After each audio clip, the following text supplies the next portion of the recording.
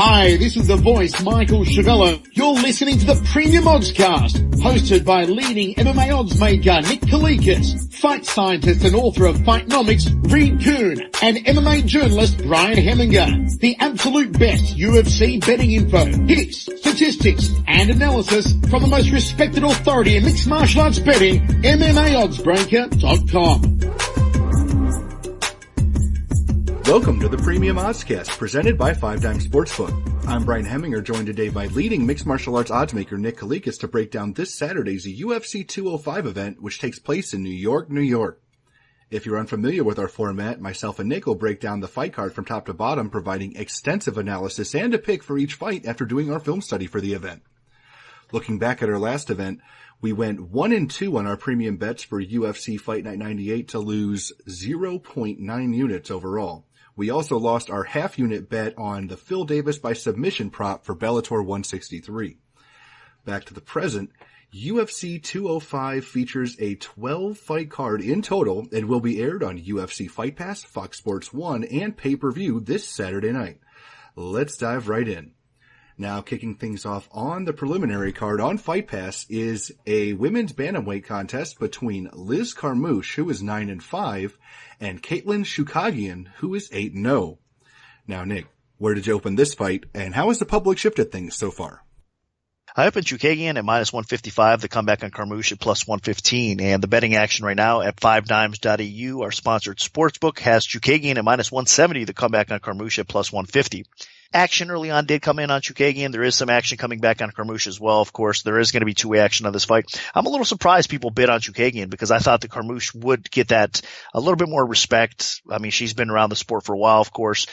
She's fought the best of the best. She's an elite fighter, definitely in the women's bantamweight division, kind of always in the mix of a title shot. And Chookagian is more of the up-and-coming fighter. I mean, of course, obviously she had a pretty impressive win over Lauren Murphy in her UFC debut, and that says a lot right there because Murphy is no easy out at all. She was very impressive, and there was a lot of hype coming in to her debut with Chookagian as well. So it did carry over. A lot of people must have been impressed with what they saw. And she has a winnable fight here against Carmouche as well. That's why she is the favorite. Carmouche, we all know what we get with her. She's very tough. She's experienced, like I just mentioned. She has outstanding wrestling, good power. Her stand-up game's okay, but it's really not kind of towards the top tier of the women's bantamweight division. And Chookagian is definitely the better striker. She's a little bit longer in this matchup as well, so she'll be able to utilize her reach well. She's the more well-rounded mixed martial artist. I think she has a fantastic ground game to go along with it. Even if you put her on her back, which she does have pretty decent takedowns, she usually causes the opponent to have fits, really. I mean, you can't control her that well. She usually scrambles up out of bad positions well. And of course, she has, again, submission game to go along with it. So Chookagian is a very well-rounded fighter. I think Carmouche, even though she does have a well-rounded skill set, I don't think she is as good on the ground. And again, on the feet purely, she's not as good of a striker either. So Carmouche has the wrestling advantage in this fight. She's going to need to use it and kind of lay and pray for 3 rounds to get the W here. I think Chookagian's going to make it very difficult. I think she's going to be able to sprawl brawl, outpoint Carmouche along the way. It almost reminds me back to when Alexis Davis fought Carmouche. I think we're going to see kind of a similar fight, similar result. So I do believe Chookagian is going to get her second win. It's going to be an impressive one over Carmouche in this spot. So I have to pick her to win. Yeah, I like Chookagian's chances as well. The main thing here is Liz Carmouche is not a good striker, at all.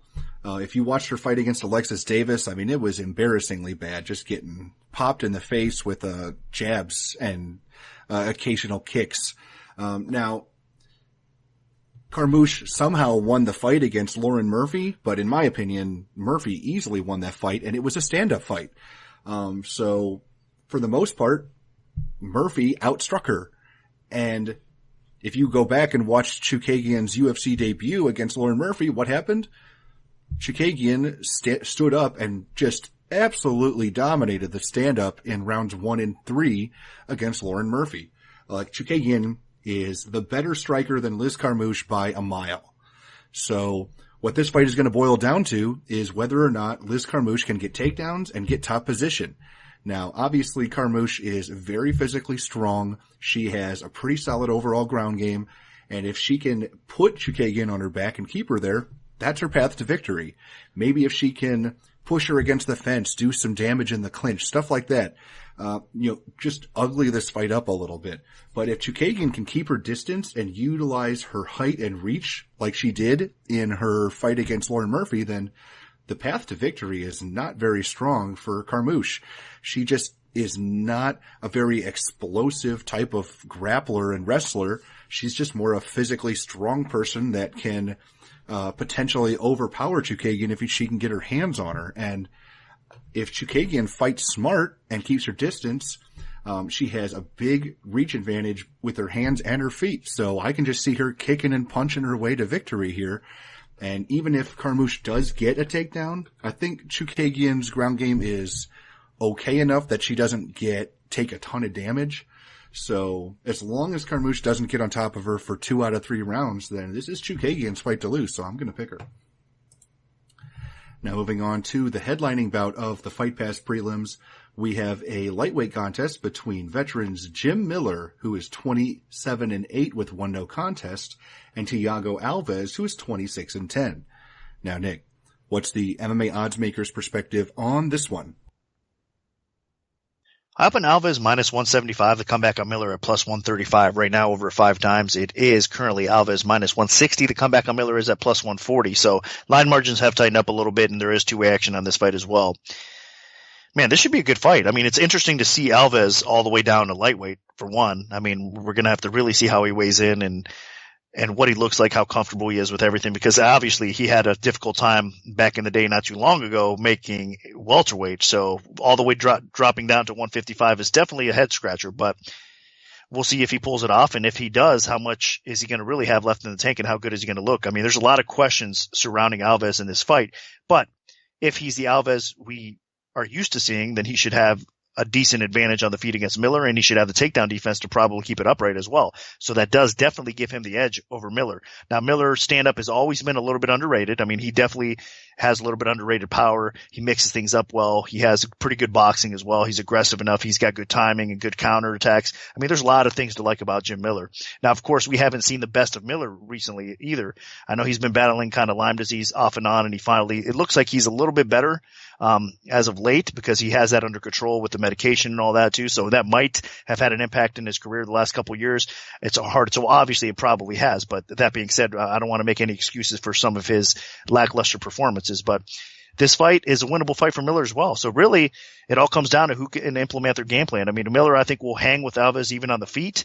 If he can mix in a takedown or two, he'll definitely be able to maybe steal a round or two. So I think this fight's going to be competitive, hit the scorecards if it does go to the cards and be almost a split decision type of fight. At the same time, Miller definitely has a huge advantage over Alves as far as submission game goes. I mean, Miller, offensively especially, is legit on the ground. We all know that. He has got great chokes. He's got good fight IQ. He has the ability to finish the fight more so on the ground than even standing up. So if Miller's able to get Alves to the ground, I think it's going to be a wrap. He's going to win this fight, but that's going to be easier said than done. So again, I'm going to slightly lean towards Alves because I think if he does come in to this fight looking like he normally does at welterweight, he probably does outpoint Miller. I don't know if he finishes Miller, but you never know. I mean, these guys have been around for so long that a knockout either way wouldn't be shocking at this point of their careers. But overall, I have to slightly side towards Alves, so that's going to be my pick. The biggest factor for me in this fight is Thiago Alves dropping down to the lightweight division. I mean, this is a guy who for years had trouble making the welterweight limit. Like, it was a big deal when he got a title fight because people were so concerned that he wasn't going to make the 170-pound limit. And then now, after working with Mike Dolce and everything, the guy's suddenly dropping down a weight class? That's ridiculous. It's just crazy. I know he's had a lot of injury problems. Maybe he lost some muscle mass, so it's not as crazy as I'm making it sound, but seriously, this is a guy that had trouble making 170. Now he's dropping 15 more pounds. So you do have to consider that. And I'm going to be paying extra special attention to Thiago Alves' weight cut, how he performs, how he looks on the scale, whether or not he makes weight. Those are the main things that are going to decide this fight for me, because on paper, Thiago Alves is just way better than Jim Miller. I mean, he has really good takedown defense. He is an excellent striker, some of the nastiest leg kicks in the division, good power in his hands. Now, Miller has progressed a little bit, like ever since he got diagnosed with Lyme disease and they figured out what was wrong with him. He definitely doesn't look like he's on as a decline as maybe we thought he was. Maybe the Lyme disease had a big factor into that. But Miller overall, well-rounded guy. Longtime veteran of the sport. Good boxing. Really good jiu-jitsu. His biggest issue is conditioning, honestly. He slows down in fights bad. And we've seen it, especially fights that are very high action intense. And we see him, against Pat Healy, where he gave up a late submission, against Michael Chiesa, where he started really strong and then faded and gave up a submission. So there are definitely opportunities here for Thiago Alves. The main thing is Alves needs to keep this fight standing, utilize those kicks, because Miller is not going to like those. And if Alves can do some damage, keep that high pace, and keep a good defense, then this is Alves' fight to win. If he allows Miller to start utilizing some of his grappling, then Miller has a good shot, especially if Alves has a bad weight cut. So that's the main thing to pay attention to, but for now, I'm picking Thiago Alves.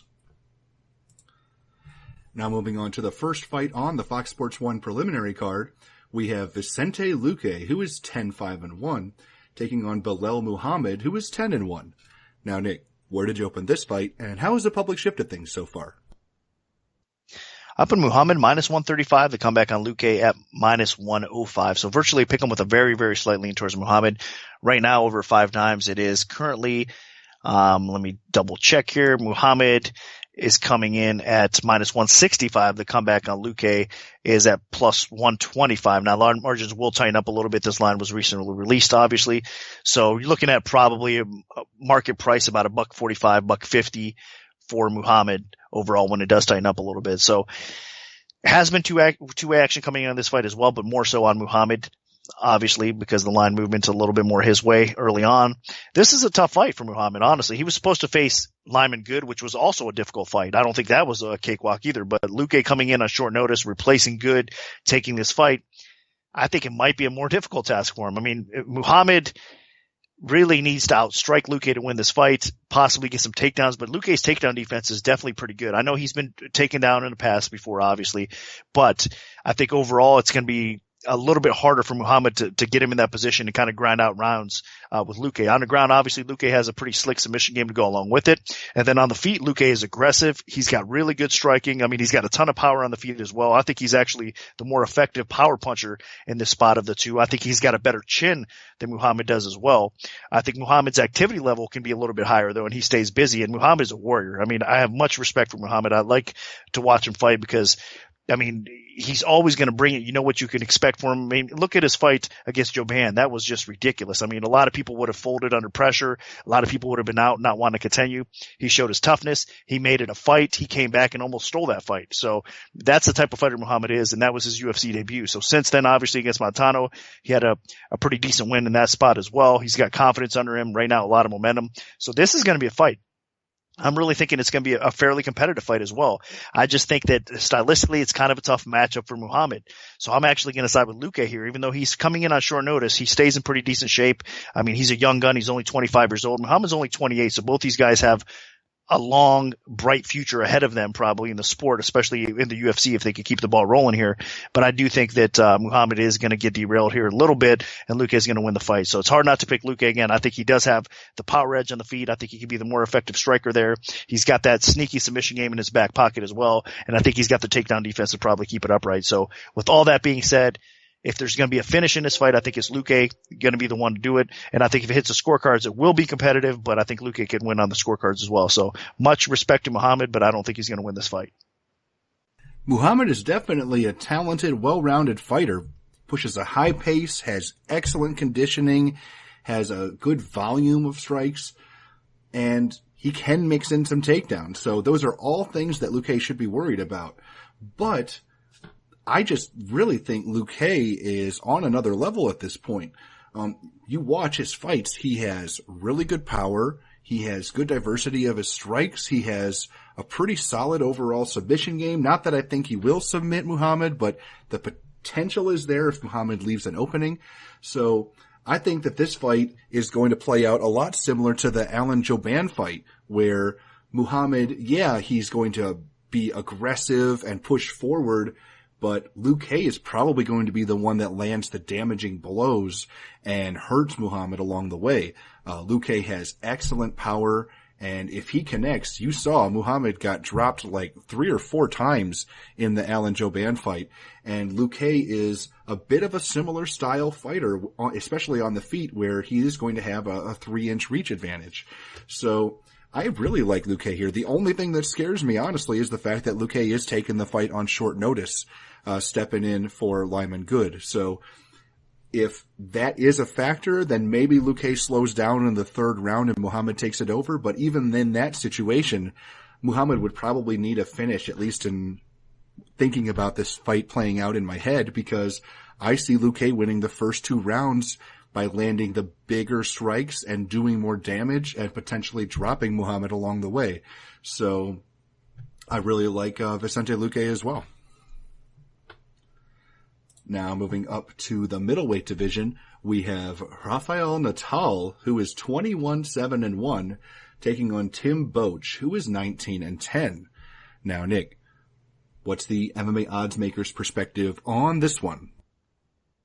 Up in Natal, minus 170, the comeback on Boetsch at plus 130.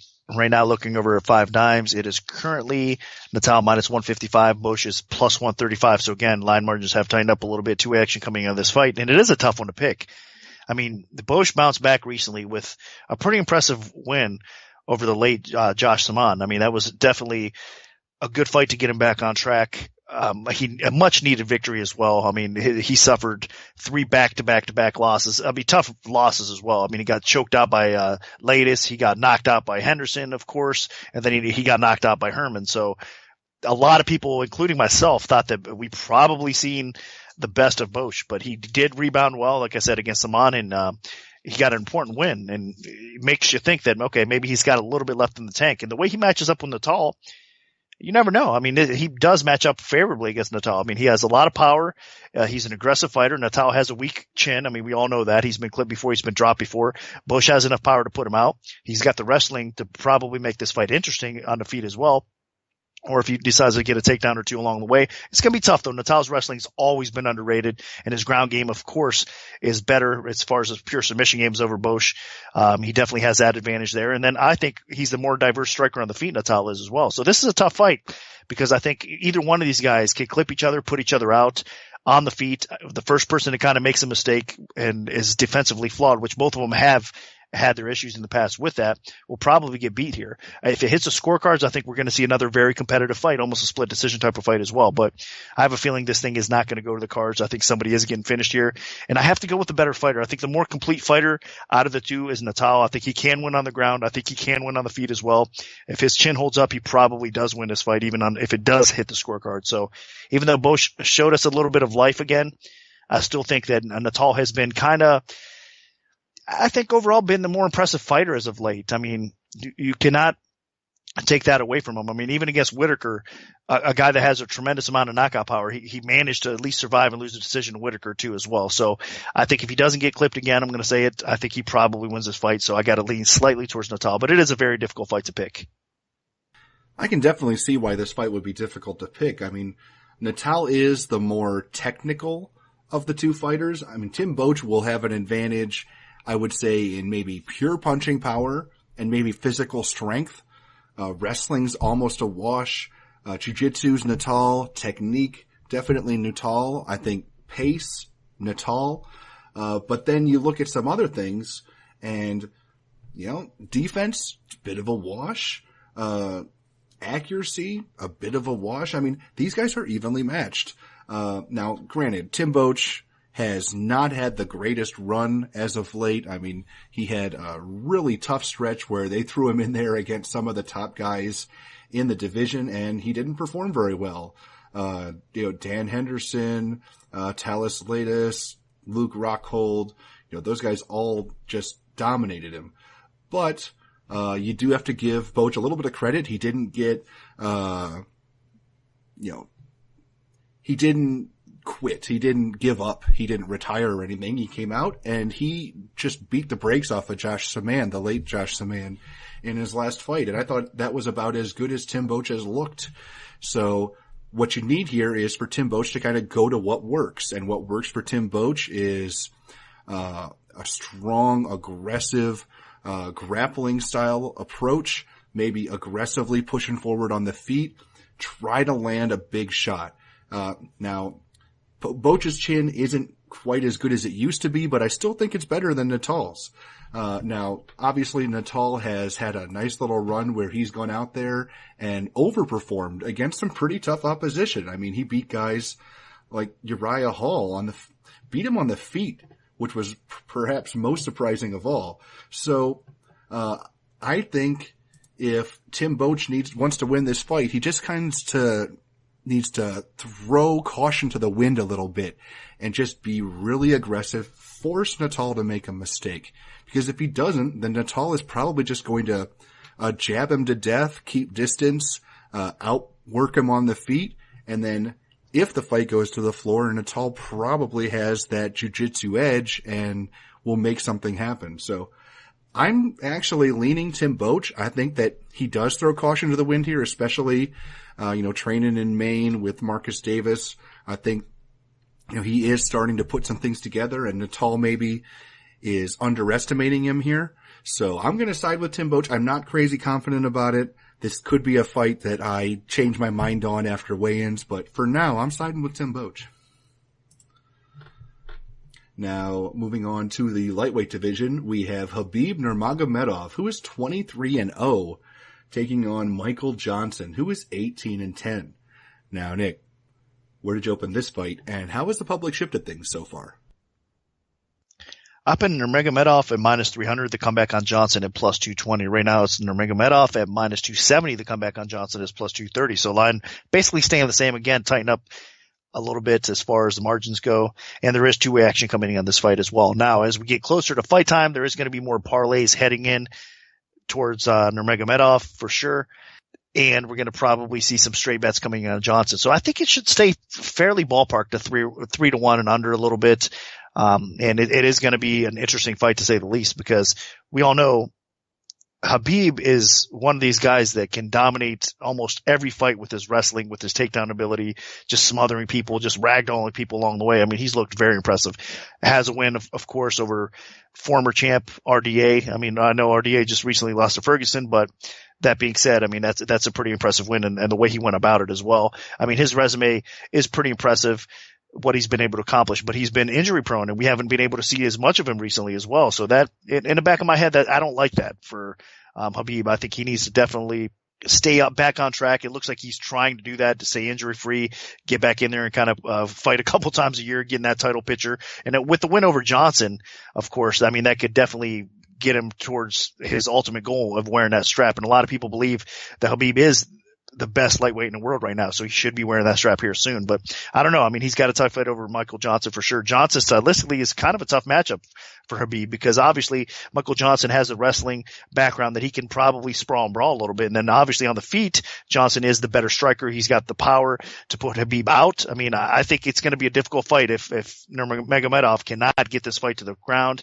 and do what he does best and just kind of smother, control, or even possibly submit Johnson. Because if he takes his back in that scenario, I could possibly see a submission, even though we're not used to seeing a lot of that from Khabib either. But that being said, a tough fight. Like I said, I want to see if he can get this fight to the ground, and if he can ragdoll him for 3 rounds and kind of lay and pray a little bit and get his way to a victory. But I think Johnson is going to be game. Obviously, he's been drilling the takedown defense more than ever. He knows exactly what the game plan is going to be here. So that's why I'm not very confident. I'm going to pick Khabib Nurmagomedov to get the W here over Johnson. It's just a pick. I might switch it at weigh-ins as well. I mean, that's how I'm kind of borderline going back and forth. And I know that sounds kind of crazy because he's a 300 favorite, or practically close to a 300 favorite at this point. But I do have a lot of respect for Michael Johnson. I think he's a dangerous opponent. I mean, he's got tons of power in his hands. He's got the accuracy, and he's got the wrestling to kind of sprawl and brawl and make life interesting for Khabib. So not a ton of confidence, but I'm going to lean a little bit more towards Khabib's way here, and I think he probably can do what he does best and get the fight to the floor and kind of squeak out a decision, or maybe even a finish along the way. But again, not very confident. And make sure you guys check out MMAoddsbreaker.com for our staff picks, because that's going to be the final pick before the fights go live, of course, there as well. So if any changes, that's where we'll have them. But for right now, I am going to pick Khabib Nurmagomedov to win the fight. Khabib Nurmagomedov is a guy that I've had listed at number 1 in the division for a while now, and he's taking on a serious opponent in Michael Johnson, who has really vaulted back up in the rankings after a big-time performance the last time out against Dustin Poirier, where he just completely dominated that fight and got a quick finish. Now, do I expect that to happen this time around? No. Khabib has a better chin. Khabib is very, very dangerous with his wrestling, so Johnson isn't going to be as loose in the stand-up. And there's a lot of things to consider here. I mean, number 1 is Michael Johnson's history against grapplers. It hasn't been the best, dating back to his UFC debut in the TUF finale of, I believe, TUF Season 12, where he just got completely dominated and lost a decision. Now, he has improved drastically since then, but guys with a good ground game have, again, traditionally given him fits. So, I mean, you go back, he had Hazem Haddadi on the ropes, was just crushing him, and ends up getting submitted. So, he had, what's his name? He had Miles Jury just out-wrestled him, stayed on top of him for 3 straight rounds, dominated him. Paul Sass was able to pick up a knee bar against him. So those are all fights where that was the prevailing theme.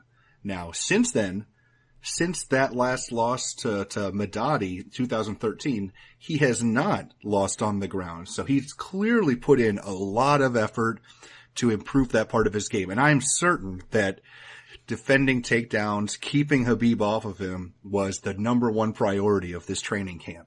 So we'll see how much all that effort is going to be paying off here, because obviously he looked a lot better with avoiding going to the ground against people like Beneil Dariush, a fight that just about everybody assumed that Johnson was going to win, but the judges didn't.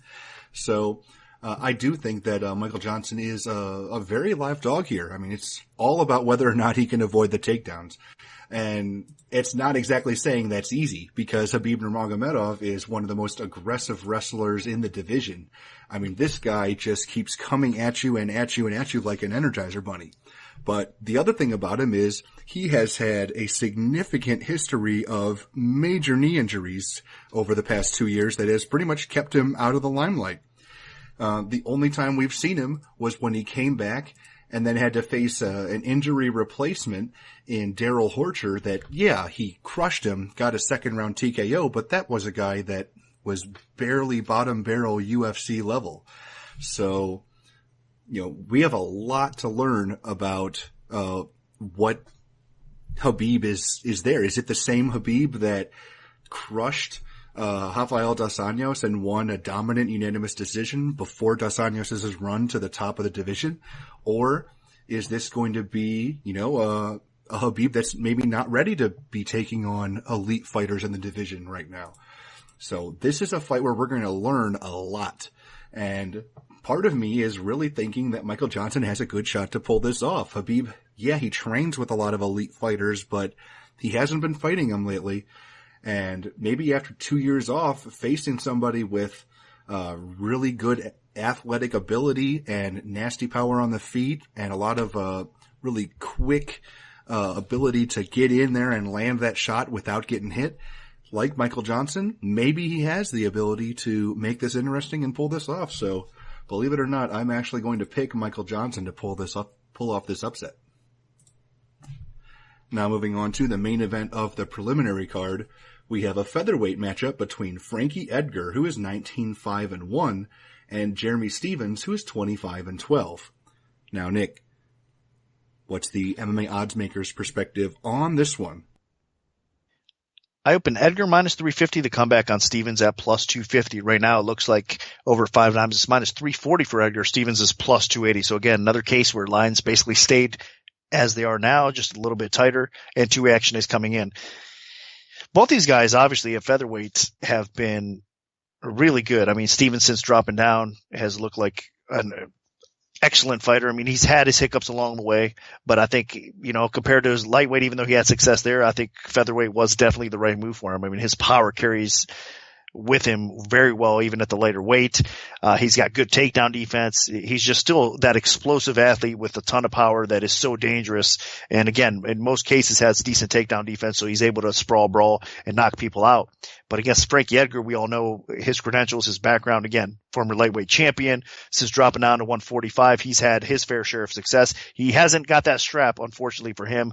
That's his ultimate goal, of course, but he's definitely worthy of wearing a belt, even at 145 pounds. I know Jose Aldo in his last fight, that didn't really work out so well for him, but outside of that, it seems like Edgar just has been rolling through everybody. And I think stylistically here, unless Edgar kind of hits that spot where the decline is real and all of a sudden he just starts looking old and kind of a shell of himself, he's going to win this fight because he's just a better overall fighter. I mean, if he stands and bangs with Jeremy Stephens, it's definitely dangerous. Even though Edgar can handle himself, we know that he's been in there with good strikers in the past, with powerful strikers, and he's managed to even outstrike a lot of those guys as well. I mean, he's special. Frankie Edgar is just a special, talented mixed martial artist in all aspects of the game, mentally, physically, everything that he's accomplished. I mean, he's elite. He's one of the best all times, I think, MMA fighters in the UFC. I mean, that's how good this guy is. But that being said, it all catches up with you at some point. I don't think Edgar's hit that decline spot. But if he has, I mean, this is the type of fight that will definitely show it and maybe exploit it a little bit. So Edgar, I think, is going to come up with a great game plan. He's going to probably get this fight to the floor. And once on the ground, Edgar does have a huge advantage over Stephens. He should be able to control him a little bit. His submission game is highly underrated as well. And so he has, even though Stephens' sub defense has gotten better, I wouldn't be totally shocked if on the ground Edgar is able to have some success there as well. So it's Edgar's fight to win or lose. I think he can be all right on the feet with Stephens, although he doesn't really want to play that game too long because Stephens can just, all it takes is one shot from him to put you out. So I think his game plan is going to come in, be solid. He's going to get the fight to the ground and kind of basically outpoint Stephens to get the nod. So at the current price though, as far as line goes, I mean, I'm over 3.5 to 1 or 3 to 1. It is kind of steep, so I wouldn't recommend going out there and just betting the house on Frankie Edgar because Stephens is the type of guy that could definitely take all your money with one punch. So careful out there at the current odds, but I still cannot go against a guy like Frankie Edgar. I think he is one of the best all time and hard to go against him, so I'm picking him to win. Obviously, Frankie didn't have his best night at UFC 100 against Jose Aldo, where he pretty much just got dominated for 5 rounds, but this isn't Jose Aldo that he's fighting.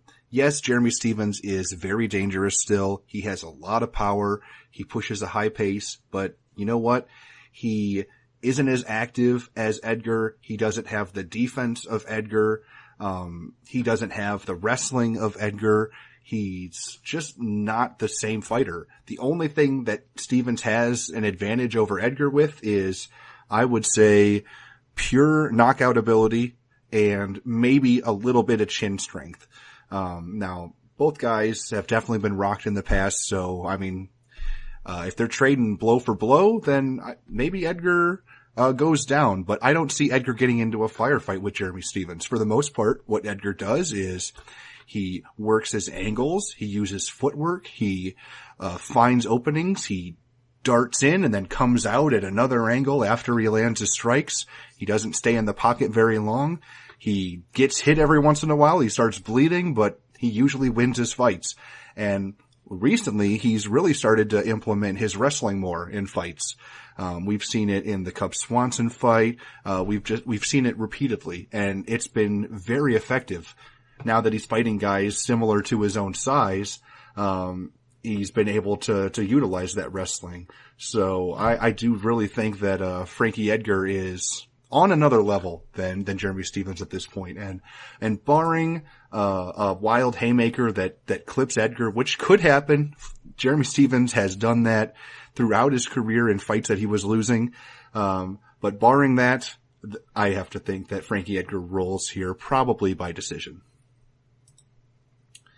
Now, kicking off the main card on pay-per-view, we have former champion Miesha Tate in the women's bantamweight division, who is 18-6, taking on Raquel Pennington, who is 8-6.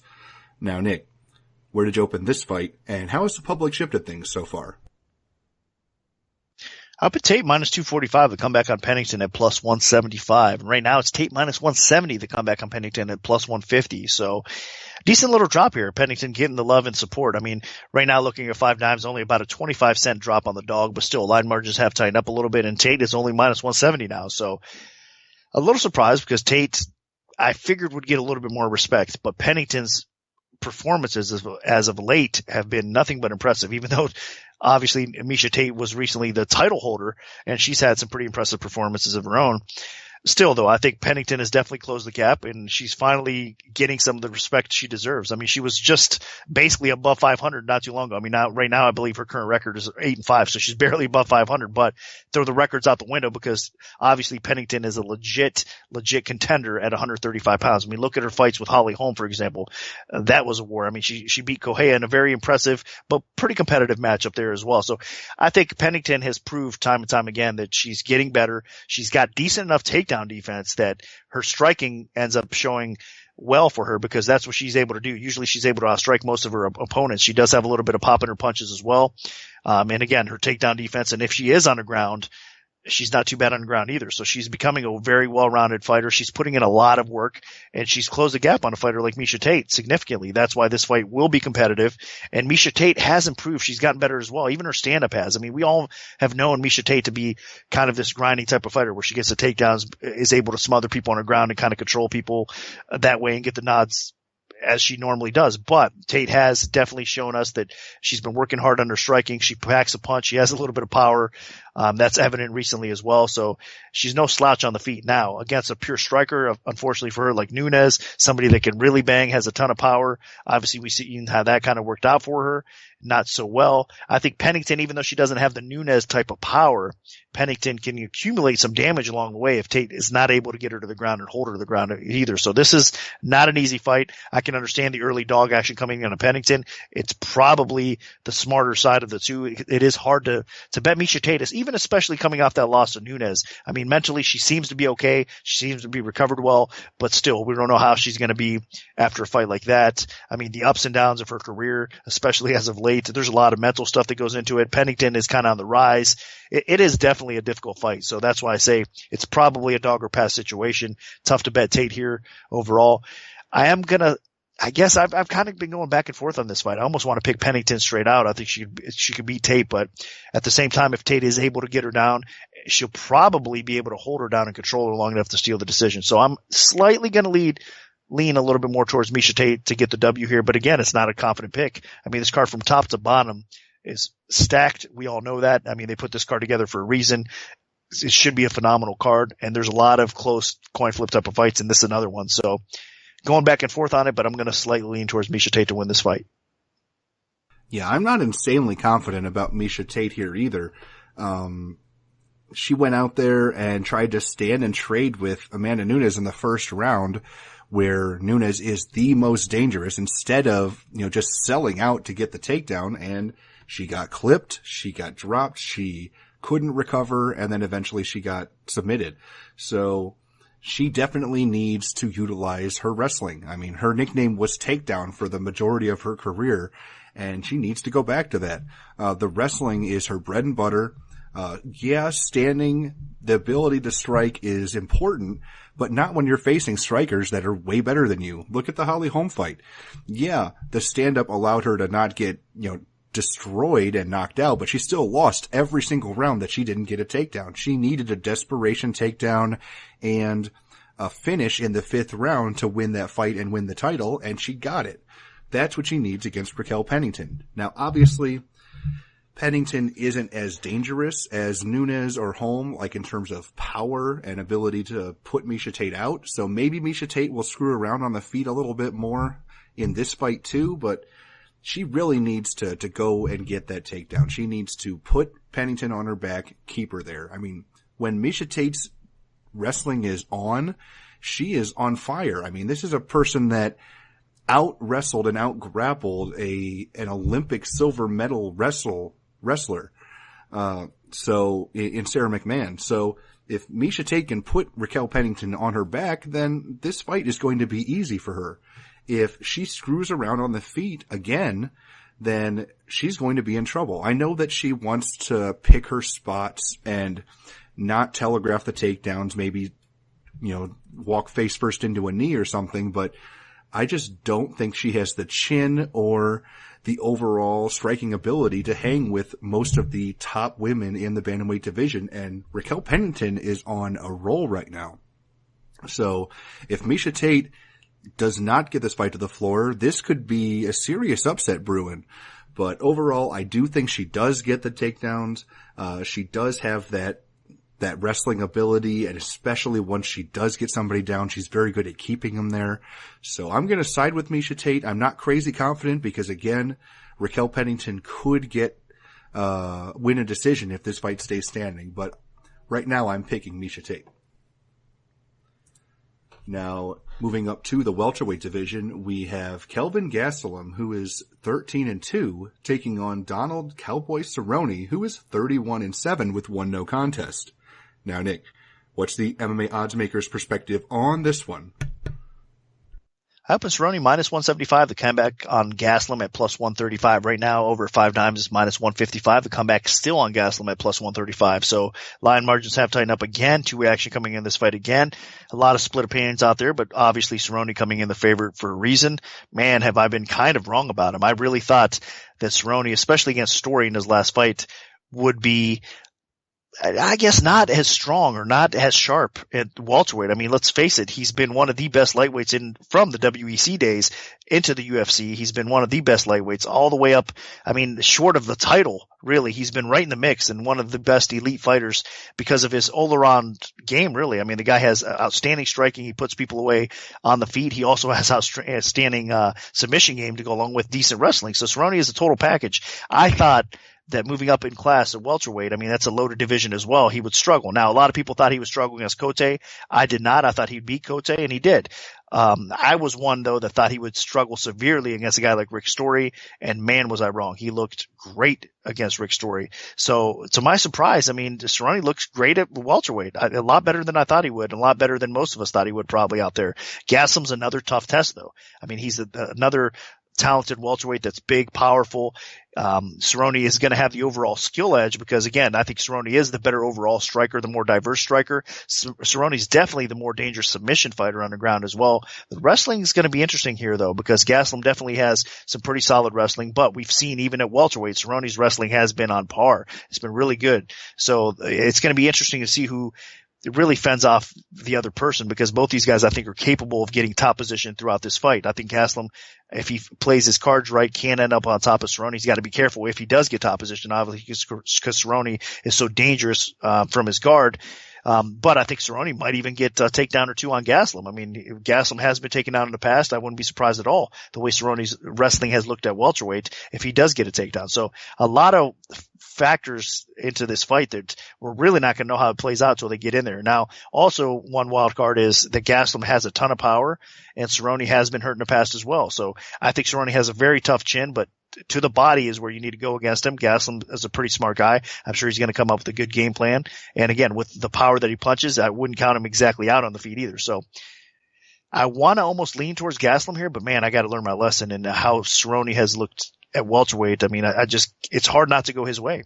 I have to go Cerrone's way. Now this, of course, I'm going to pick him this time and Gastelum probably pulls off the upset. That's the way life works at times. But that being said, I mean, until I see Cerrone look a little bit more human at welterweight, it's hard to pick against the guy. I mean, even though it's a guy like Gastelum that could definitely give him all he can handle, I still have to lean a little bit more towards Cerrone because he is the better overall fighter.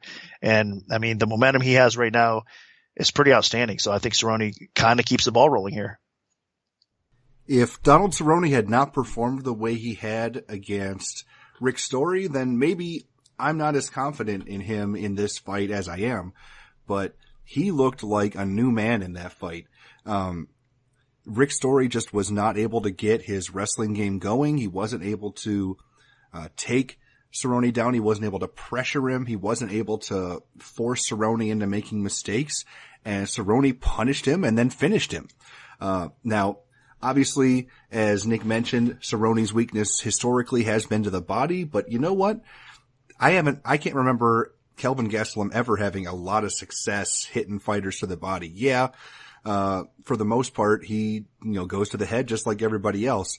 So I'm sure he can make the adjustment, but that's not something that you learn overnight either. So, I'm not nearly as concerned about the body shots from Gastelum. I mean, you look at the people that hit Cerrone to the body and put him away. It was Anthony Pettis, who has one of the nastiest body kicks on the planet, and Rafael dos Anjos, who has just brutal body punches. So Kelvin Gastelum, he's going to have to show me that he can do it, and I'm not quite convinced that he can. Now, obviously, Gastelum is extremely talented, high motor guy. He pushes a high pace. He has improving stand-up skills, very solid overall wrestling skills. So if he can get a hold of Cerrone and throw him around a little bit, then that'd be great for him. But how many times have we said it now that Cerrone is going to be overpowered by people? And it just hasn't happened. Even Patrick Cote dropping down from the middleweight division couldn't do it. So I think Donald Cerrone definitely is there's definitely a really good reason to pick him here. I mean, he is by far the more technical striker. He has brutal leg and body and head kicks. His boxing is on point. If he is able to control distance well, I think he can give Gastelum a serious run for his money. Now, on the ground, yeah, Gastelum should have the wrestling edge, but Donald Cerrone's jiu-jitsu game is so nasty. I mean, Miles Jury was so intimidated by it that he dropped down a weight class. That was a kid that had been in there against some really talented ground fighters before. And I mean, the second he shot in for a takedown, Cerrone had him in an omoplata and was twisting him into knots. So don't just assume that if Kelvin Gastelum can get some takedowns and make things interesting, that's the end of the round. I think Donald Cerrone can sweep, he can reverse things, he could submit Gastelum, he has a good triangle choke. So it's not the end once this fight hits the floor either, despite Gastelum probably having a bit of a strength and wrestling edge. So I think due to Cerrone's big advantage on the feet and power advantage and just the run that he's been on, despite the fact that Gastelum did just beat Johnny Hendricks, I think Donald Cerrone pulls this one out, so my pick is going to be Cerrone. Now moving up to the middleweight division, we have Chris Weidman, who is 13-1, taking on Yoel Romero, who is 11-1. Now, Nick, where did you open this fight, and how has the public shifted things so far? I put Weidman minus 190 to come back on Romero plus 150. Right now, line margins have tightened up a little bit, but it's still around the same price. Weidman is minus 175. Romero is plus 155 as well. So two-way action coming into this fight. Man, what a difficult fight. I mean, there's a lot of circumstances surrounding both these guys. Both of them have been out for a little while. Of course, Weidman's had his neck surgery. Romero had his issues with USADA. It looks like everything's kind of straightened out. Both these guys are ready to go. And what an exciting fight. I mean, both these guys are definitely top tier middleweights and championship level middleweights. I mean, obviously Chris Weidman being the former champ, he already wore that strap, and a lot of people believe that he's going to wear that strap again. We'll see how he performs against a very dangerous guy in Romero. I mean, Romero is the type of fighter that time and time again, I mean, he's been more impressive. I mean, he's been putting in the work again. I thought the guy had terrible cardio, a suspect chin, and he's kind of proved me wrong a little bit there. I mean, he has toughness. His cardio has improved. Not that he's got an awesome gas tank now, but still, I mean, he's got the toughness to definitely go 3 rounds or, maybe a little bit deeper if he needed to. Obviously, this is only a 3-round fight here in the spot against Romero, but he can go 3 rounds, and he can be effective for 3 rounds as well, even though he might slow down a little bit. Now, Weidman hasn't exactly looked his best either. I mean, I know his fight against Rockhold was so wild. I mean, that was a crazy good fight, as long as it lasted, obviously there. But, he did tend to slow down. Obviously, it was the impact, the whole fight, the way everything played out. I mean, it was such an exhausting type of fight.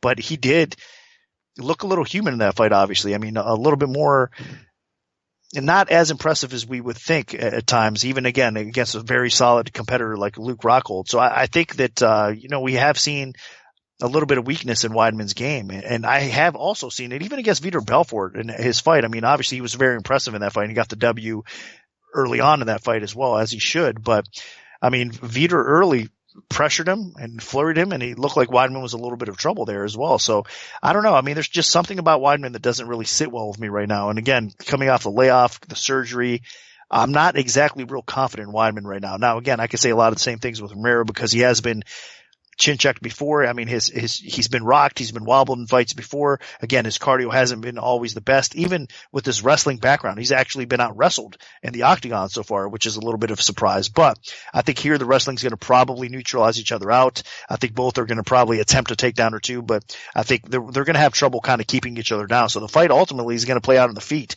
Weidman's going to have a little bit of reach. Weidman is an outstanding striker, heavy hands. So I wouldn't be surprised if Weidman lands something, clips Romero, and puts him out. But I think Romero is a beast on the feet. He does pack a punch. I think he's going to flurry on Weidman. He's going to pick his spots, and it could be dangerous for Weidman as well. So both of these guys, I think, could definitely earn a finish here and are going to probably, look to do that. I mean, they're definitely going to be wanting to get this fight under their belts, a huge impressive win for either guy and getting that title mix and getting that next title shot probably more likely than anything. So I don't know. I mean, both these guys are going to be highly motivated. Of course, Weidman, this fight being in New York, I think he's going to be even more, if that's even possible. He's going to be up for it even more so. But all that being said, I don't know. I lean with Romero a little bit here. I think that Romero is just going to be a little bit too much. And from what we've seen from Weidman recently, I don't think he's going to be able to withstand that kind of pressure. Once Romero gets Weidman hurt or he gets him kind of backing up and covering up sort of like he did against Vitro, I think Romero is the type of fighter that will finish him. So I'm going to lean a little bit with the dog here. I think Romero can come into this fight with a good game plan if he paces himself a little bit as well. I think he can find his spots, land a little bit more accurately than Weidman can. And with that kind of power, I think he can make life miserable for Weidman. So again, another tough spot, another tough pick. But I think I'm going to go with the dog Romero to win this fight. Really, there's only one factor that's making me nervous about Chris Weidman, and that's the neck surgery that he had. I mean, he was supposed to face Luke Rockhold in an immediate rematch, and that got tossed because he injured his neck, and that's serious. I mean, they went in there in his neck and were fiddling around. I mean, that limits mobility, that limits explosiveness, that could take away some of his ability to get easy takedowns. It could affect conditioning because he wasn't able to be active. I mean, there's a lot of things that I'm really concerned about. I mean, neck surgery is serious business. I mean, look at Tito Ortiz, how many times he's had to have plates fused and all that stuff, and what that did to him as a fighter. So, Chris Weidman, I'm definitely concerned here. Now, obviously, Weidman is really talented. When he's healthy, he has explosive takedowns, great top position. He's very good on the feet, really good pressure. I mean, the guy was able to, for the most part, outstrike Lyoto Machida because he just got in his face for 5 rounds. He can, for the most part, not get tired. Now, obviously, he did slow down in the Rockhold fight, especially once he was on his back and took a lot of damage. So that is something to think about, because you never really saw Chris Weidman on his back very often. And when Rockhold was on top of him, he beat the living daylights out of him. And Weidman is facing somebody with elite wrestling ability that might be able to get on top of him and do some damage, because Weidman isn't that impressive off of his back. So if Romero can get on top and land some ground and pound, this fight gets interesting in a hurry. But overall, I mean, Yoel Romero, he is an elite athlete. He has a lot of power. He mixes up his strikes a little bit better than Weidman. He can do a few more unorthodox things, like that spinning back fist that dropped Jacare. He's landed insane flying knees in fights, crazy head kicks. I mean, the guy's definitely full of surprises. But for the most part, barring just the occasional wild, crazy stuff, he's not the most active fighter. And I think Chris Weidman can just outwork him a little bit here. And another thing you do have to consider, I mean, yeah, he's coming off of that split decision win over Jacare, but he shouldn't have won that fight. He landed one good strike in the first round, nearly finished Jacare, and then he clearly lost the next 2. So at best, that should have been a draw, if not a win for Jacare, if you don't give him a 10-8 in the first round. So I just don't see it. I don't think that Yoel Romero is on Chris Weidman's level. The only thing that's keeping me from thinking this is a blowout is the fact that Weidman had the neck surgery, and I just don't know how that's going to affect him inside the octagon in regards to conditioning, strength, mobility, movement, reflexes, you name it. a lot of things could be affected, especially majorly negatively. So I'm picking Weidman, but I'm definitely a little cautious here because Yoel Romero is definitely a very dangerous fighter, and he's beaten some really good dudes in his UFC career already. So I'm picking Romero, but very carefully. Now, moving on, we have 3 straight title fights to triple headline this card. The first one will be the women's strawweight division as champion Joanna Jędrzejczyk, who is 12-0, takes on Karolina Kowalkiewicz, who is 10-0. Now, Nick, what's the MMA oddsmaker's perspective on this one? Happen Jędrzejczyk minus 355 and Kowalkiewicz at plus 265. Right now it's Jędrzejczyk actually minus 410. Kowalkiewicz is at plus 330. So a little bit more action coming in on Joanna's direction. I understand. I mean, she's looked phenomenal. Her fights with Godella have been nothing but superb. I mean, as MMA fans, how could you not love the wars those two ladies have showed us? I mean, really good. And Jędrzejczyk has been tested now by somebody like Godella. You know, she took over in the championship rounds, or, you know, before that when Godella started slowing down a little bit, Godella was doing very well in that fight, but she showed us that she is the better fighter in most cases because she does have the stamina, does have the cardio, does have overall pretty decent takedown defense. Now, again, Godella's a different matchup for her, and that was a little bit more of a struggle, but overall, she's hard to take down, hard to control, and she could outstrike you to the point where, I mean, her striking is a work of art. I mean, her movement, her accuracy, I mean, her length on the feet over most fighters as well in the division, and just how she uses her tools is just more than impressive. And she can keep up that pace for 5 rounds. So she's definitely a tough out. But if anybody can match her in a lot of that, it's a lady like Kowalkiewicz. I mean, Karolina has been nothing but impressive so far in her UFC career. She's fought decent competition and come out on top. And she's looked great in those fights. And I think she actually looks better fight by fight. And what I'm impressed with the most is her ability to keep a high pace, her ability to have smart fight IQ and be able to steal rounds. I mean, I think this is the type of fight that if anybody could go 5 rounds with Joanna, it's a girl like Karolina. I think this is going to be a very competitive back and forth fight. Obviously, you got to favor Joanna's striking overall. I think it's obviously a little bit better. She's going to be the more accurate striker, the more dangerous striker. But Kowalkiewicz, I mean, Karolina is going to be the one putting on some serious pressure as well, probably trying to get a takedown or two along the way. I don't know how much success she's really going to have in that area. But again, Godella, if she follows that game plan, even though she doesn't have the wrestling to get the fight to the ground like that, I mean, she could do some similar things in that fight and it'll make life a little bit more miserable for Joanna on this spot as well. So I do think that this is a very title-worthy fight. I mean, a lot of people might not even want to give Karolina the title shot or think that she's deserving to get it or whatnot, but I do think that she's going to put on a heck of a fight, a heck of a performance, and a lot of people are going to be kind of scratching their heads here thinking, man, that was a pretty close fight. And if it does hit the scorecards, a lot of good people are going to be probably sweating, especially if you lay that juice.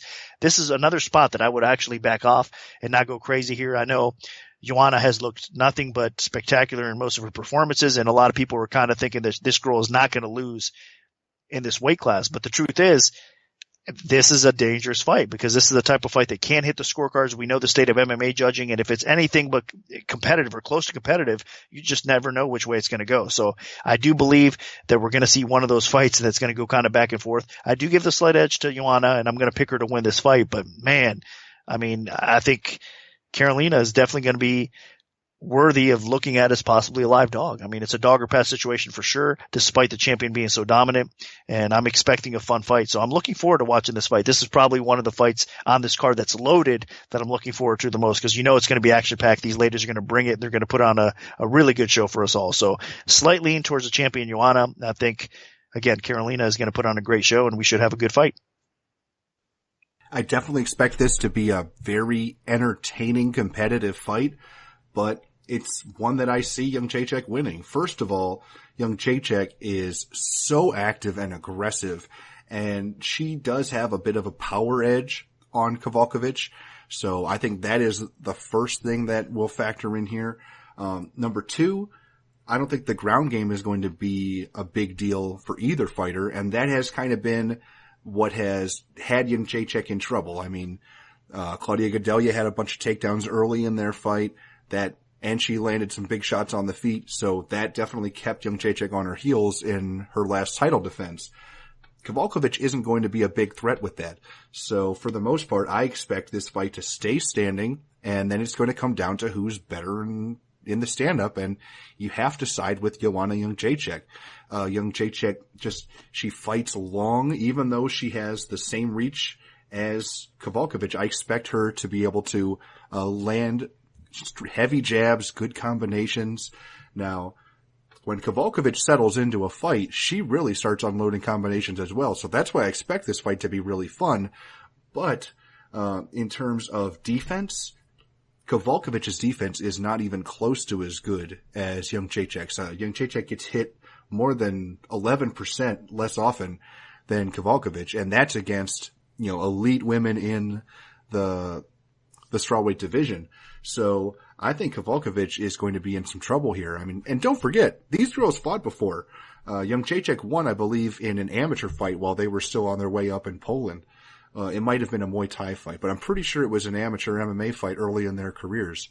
So that's something that's in the back of Kowalkiewicz's head too, the fact that Jędrzejczyk beat her. So I also am interested in the fact that Jędrzejczyk moved her training camp to American Top Team for this fight.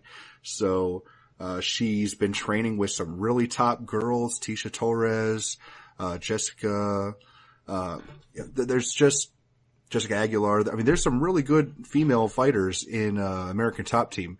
Maybe not quite on Kowalkiewicz's level, but I think that they definitely will help Jędrzejczyk round out her game a little bit more. So I expect the best Jędrzejczyk we've ever seen. And even though I think Karolina Kowalkiewicz is extremely talented and very dangerous, I just don't see how she wins this fight. I think Jędrzejczyk winds up just outstriking her over the course of 5 rounds, and that defense, I think something's going to add up. Maybe she'll close her eye and get a doctor stoppage, or maybe even get a knockout. Who knows? But I see Joanna Jędrzejczyk retaining her title. Now moving up to the welterweight division, we have a championship fight between title holder Tyron Woodley, who is 16-3, and challenger Stephen Wonderboy Thompson, who is 13-1. Now, Nick, where did you open this fight, and how has the public shifted things so far? The champ opened as an underdog. I opened Thompson minus 150 to come back on Woodley at plus 120. Looks like it was a pretty good call out there. A lot of people were kind of surprised. A lot of the diehards were not, that Thompson was favored over Woodley. But right now it's actually Woodley as a bigger dog. He's at plus 170. Thompson is as the bigger favorite at minus 200. So 2-1 favorite for Thompson here. Obviously the early action did cause the line to kind of increase a little bit, and there is two-way action on this fight. Obviously Woodley is going to get some love as a dog. I mean, we're going to receive big money really on both these guys as the fight gets closer, of course, as well. And both these guys definitely have the tools to give each other a lot of problems here and get the win. I know what scares me the most, obviously, I mean, I lean a little bit more towards Thompson in this fight. I think a lot of us do, especially those that know the sport well. Stylistically, it should be kind of a tough matchup, and we all seen kind of what Rory was able to do to Woodley. We expect Thompson to be able to do the same, if not better, to Woodley as well. But I mean, you can't really use that MMA math and to really tell or predict how a fight's going to go, because everything's a little bit different. We've seen Woodley have, I think, a superior level of confidence recently, especially after he knocked out Robbie Lawler like he did. I mean, that's going to elevate his confidence to a whole nother level. He wanted to get the big money fights.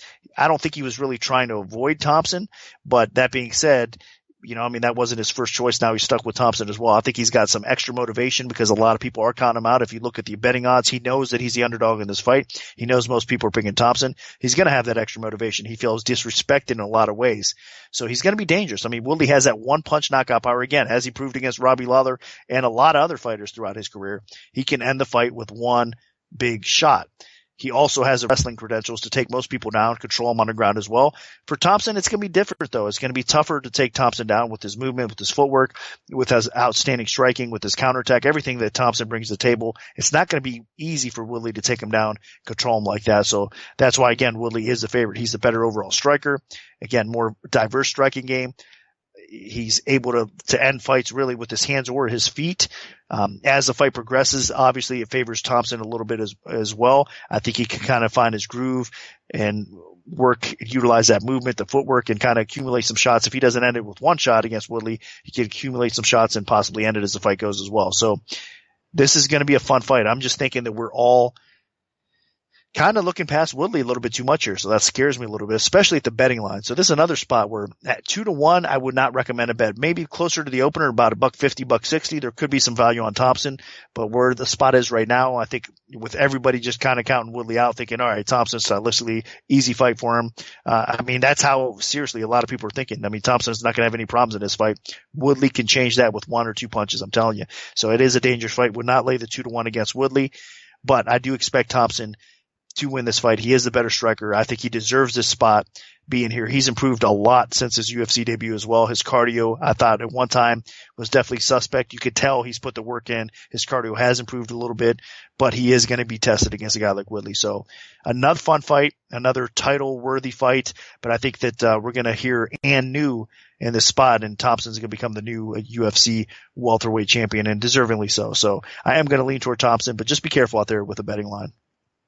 This fight reminds me a lot of the Robbie Lawler fight, where Tyron Woodley is the more powerful one-punch striker, the better overall pure wrestler, the very dangerous explosive finisher, and he's taking on somebody who has a little bit better overall technique, somebody that is, uses distance a little bit better, and somebody that has way better conditioning. And if Woodley can blitz Stephen Thompson and take him out in the first round or two, he will definitely win this fight. I mean, it's definitely doable. I mean, Thompson got beat up on the ground by Matt Brown. Granted, that was a while ago. Thompson got dropped or hurt by Jake Ellenberger, and Ellenberger's not as dangerous or as explosive as Woodley. So if Woodley can get in there and before Thompson settles in, then Woodley will defend the title. That being said, I just really believe in Stephen Thompson here. I mean, this is a guy that is so extremely talented and so aware of space in the cage, such amazing ability to control distance. And I mean, he faced somebody in Rory McDonald who is one of the best jabs in MMA, and Thompson shut him down. I mean, Rory McDonald made Tyron Woodley, he just embarrassed Tyron Woodley when they fought. Woodley just could not pull the trigger because McDonald was constantly beating him to the punch, keeping jabs in his face, just controlling the distance of that fight, and Woodley just looked lost. So if Thompson can keep a similar game plan to that, then he's going to be in tremendous shape. And don't forget, 5-round fight. Tyron Woodley has barely ever had the conditioning for a 3-round fight. The only time he's ever had a fight that went over 3 rounds, he got knocked out by Nate Marquardt. So, Stephen Thompson, he definitely benefits from dragging this fight out. He doesn't need to rush. He just needs to play it safe early on and avoid getting blitzed and put away because he has to know that is Tyron Woodley's best method to victory. So if Thompson can keep his distance, stay further away, then he's going to be in good shape, because if he can stay back, then any time that Woodley powers forward and charges him, it's going to be telegraphed. He's going to have plenty of time to get out of the way. Robbie Lawler wasn't quite able to do that because he's more of a guy that likes to get in there in the pocket and trade, just have exchanges, and then Lawler would just turn it up as the fight went on. But Thompson isn't like that. Thompson wants to utilize that distance, work his kicks, work his jab. So I think Thompson can neutralize some of Woodley's strengths here, and unless Woodley lands that big shot, then I think Thompson is going to become the new UFC welterweight champion. It's just all a matter of Thompson avoiding being put on his back and beat up on the ground, and Thompson avoiding getting rocked. And honestly, even if Thompson does get put on his back, I think that's bad for Tyron Woodley, because he's not exactly a powerhouse finisher on the ground. He can get takedowns, but those also take a lot of energy. And I think if Woodley's getting a lot of takedowns early in this fight, he's just going to get tired, and then Thompson's going to take over. So I wouldn't even recommend that strategy if I'm Tyron Woodley. I just think he needs to connect with something nasty in Thompson's chin and put him away as quick as possible. Because the longer this fight goes, the better the odds of Stephen Thompson. So my pick is going to be Stephen Thompson. Now moving on to the main event of the evening, we have a lightweight title fight between UFC lightweight champion Eddie Alvarez, who is 28-4, and UFC featherweight champion Conor McGregor, who is 20-3. Now, Nick, what's the MMA oddsmaker's perspective on this one? Up in McGregor, minus 125. The comeback on Alvarez at minus 105. Right now over at 5 dimes, it is McGregor minus 160. Comeback on Alvarez is plus 140. I'm not surprised. I mean, with the popularity McGregor has, I mean, he talks the talk, but he walks the walk. I mean, that's why everybody's kind of in love with him as far as his fighting style. It's just the way he goes about things, the way he just brought himself to the top of the MMA game. I mean, you got to give the guy a lot of respect. I mean, he's the guy that runs his mouth, but he typically backs it up. I mean, his performances against Diaz, both of them, I mean, have been pretty impressive. Even the fight that he lost, he was doing very well early on in that fight. And then in his last fight, of course, where he got the, very tight victory, but he did deserve to get that nod. And, he fought through a ton of adversity to get the nod as well. So McGregor has definitely made himself one of the best fighters in the UFC on the roster. I mean, obviously he's a featherweight champion for a reason. Look what he did to Jose Aldo. That was crazy. I still can't believe that that fight played out like it did. And on top of it, I mean, he goes up to 170 and he's winning fights, even though it's against a lightweight. I understand that against Nate Diaz. He's still that type of fighter that he's up for any challenge. He's motivated. He's getting better fight by fight. And he is one of the best strikers ever in the history of MMA. And that's crazy to say, but at the same time, not so, because McGregor is an elite level striker. I mean, he's proved it time and time again. He has accuracy, he's got clean technique, and he's got a ton of power to go along with it. And he's got that killer instinct. So the guy is going to be obviously a surefire Hall of Famer, and he's going to go down as one of the best strikers ever in the game. But I keep saying striker because that's exactly what he is. Now, he's definitely rounding out his game.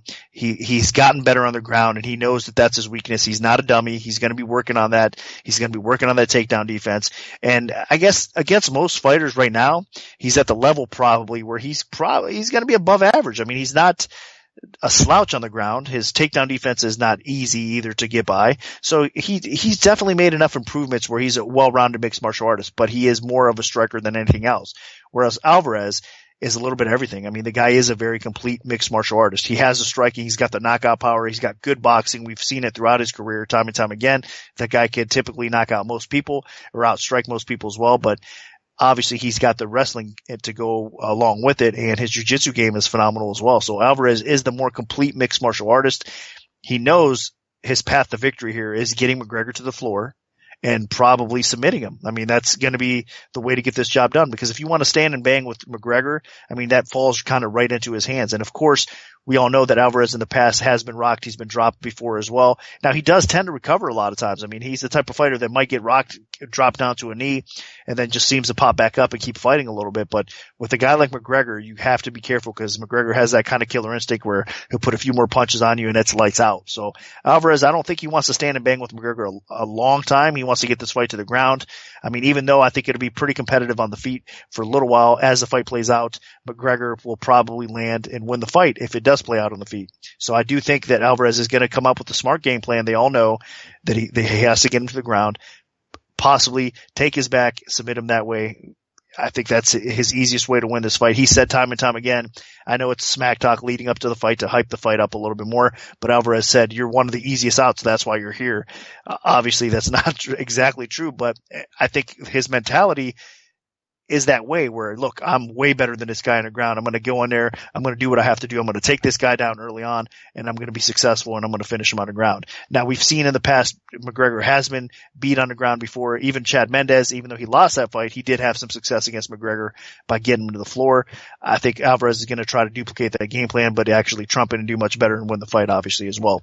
Now, Nate Diaz wasn't able to really get McGregor down in the second fight. So credit McGregor, his takedown defense did get better, but Nate Diaz is not on the level as far as wrestling goes than Eddie Alvarez. So Eddie Alvarez should have more success getting this fight to the ground. And again, I think his jiu-jitsu is underrated, and he'll probably finish McGregor on the ground if he's able to do so. So tough fight. I mean, I'm going to pick Eddie Alvarez until McGregor shows me that he can sprawl and brawl and knock these wrestlers out left and right. I just can't trust him enough in a stylistic matchup like this. I think Alvarez is the more complete fighter, and I think the ground game is where he can exploit McGregor, and I think he probably does that. So to me, again, until McGregor proves me wrong, which might be this fight. I mean, if he stuffs every takedown Alvarez throws at him and he knocks Alvarez out, I'll be sold. I mean, the guy is definitely talented. He deserves to be where he's at. Again, I'm going to respect McGregor, but styles make fights. And in my opinion, stylistically, this is a tough fight for McGregor, and Alvarez has a clear path to victory, and I think he's probably going to get it done. So I'm going to pick Eddie Alvarez to become, I guess, not the new champion. I mean, we all act like McGregor is a champion. Eddie Alvarez is actually the lightweight champion. Let's not forget that. So I shouldn't say the new champion, but he's going to successfully defend his lightweight title and keep that strap. So my pick is Alvarez, and probably by submission over McGregor. What a fight. I mean, Conor McGregor, Eddie Alvarez, this is something people only dreamed of.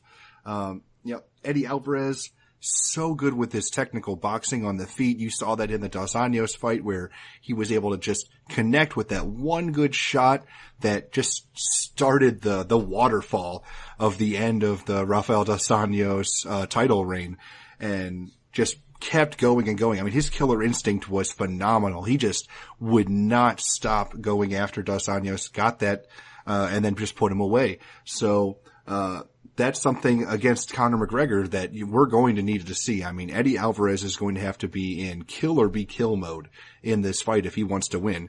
And I do appreciate that he's not getting suckered into the mind games. I mean, he's playing it smart. I mean, this is a tough kid from the mean streets of Philly, you know? So, Conor McGregor, on the other hand, as Nick mentioned, I mean, so technical with his power and his boxing. I mean, you saw it, repeatedly. That left hand, if he can connect with it solidly, if he can set it up, it's just as dangerous a weapon as a Dan Henderson H-bomb, as a Roy Nelson overhand right. I mean, he can really pack some punch in that thing. So if Eddie Alvarez is not keeping that right hand up, if he allows Conor McGregor to land a clean, good left hook or a straight left, then Eddie Alvarez is going to be in trouble, because as we've seen repeatedly in Alvarez's career, he's the kind of guy that does get hurt in fights a lot. And then he usually fires back and comes back and wins them. But, you know, Conor McGregor is not the type of guy that you want to get hurt in a fight against. So he needs to be extremely aggressive with his footwork. He needs to be on point with his defense. And as Nick mentioned, the wrestling is huge here. Eddie Alvarez, on his run to the title, I mean, he loses his UFC debut to Cerrone, but the next two fights were so important for him because, when he beat former Strikeforce champion Gilbert Melendez and then former UFC lightweight champion, Anthony Pettis, the biggest factor in those fights was the wrestling. Eddie Alvarez is a really good technical boxer, but you know what? He got outpunched by Anthony Pettis. He got outstruck by Gilbert Melendez, but he mixed in 3 takedowns against Melendez that helped him win the last 2 rounds to win that decision. And he mixed in 6 takedowns against Anthony Pettis to win that fight. So, Eddie Alvarez definitely needs to use that ground game against Conor McGregor. Now, I'm not saying that he has an elite finishing ability on the ground. I'm not saying Eddie Alvarez knows how to really beat somebody up on the canvas with ground and pound. I'm not saying he's going to submit McGregor, but if he can just get on top of him, wear him out a little bit, that's great for him, because Conor McGregor is so dangerous in those first 2 rounds with that just explosive knockout ability. And as you saw in the Nate Diaz fight, which was just an absolute thrilling back and forth war, McGregor slows down. He loses that explosion. Now, he's still dangerous, but he's not the same fighter. So if Eddie Alvarez can just close the distance in this fight, just make it ugly, especially in those first 2 rounds, take away McGregor's opportunities to really get in there and land that big shot, then Alvarez is going to be in a great position to win this fight, either by decision or maybe late stoppage. So 5-round fight definitely favors Eddie Alvarez. Now, if I'm McGregor, I keep my distance. I just keep working on that timing, and you just have to find those openings, maybe connect with something huge as Alvarez comes in on a takedown. You just cannot overcommit on the stand-up, though, because if McGregor leaves himself exposed, Alvarez is going to be diving in for a takedown. And this isn't going to be like a Nate Diaz takedown, because Diaz isn't exactly an elite wrestler. I mean, Eddie Alvarez knows what he's doing. Chad Mendez, who has a bit of a similar build to Eddie Alvarez, was able to get Conor McGregor down to the ground repeatedly. So I do think that Alvarez gets those takedowns. It's just all about whether or not McGregor lands that brutal straight left beforehand.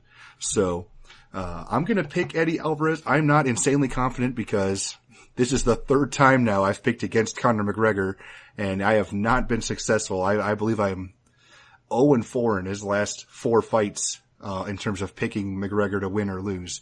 But I'm picking Eddie Alvarez, not crazy confident about it, but I do think that he retains that UFC lightweight title.